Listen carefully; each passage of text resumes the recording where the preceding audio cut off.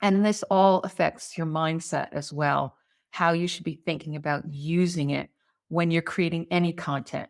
We're going to focus on customizing courses today, but if you're creating other content as well, you need to remember these.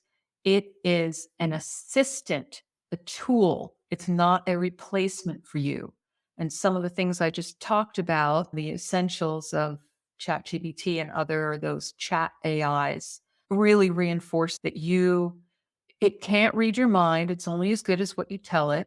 It's not inherently creative because it's basing it off of existing data and previous conversations. And because of all of that, you have to remember that you're the expert. You're the judge of what to use, what's good, what isn't good. You're the jury who decides whether you're going to use that particular piece and edit it or not. So again, it's an assistant, not a replacement for you.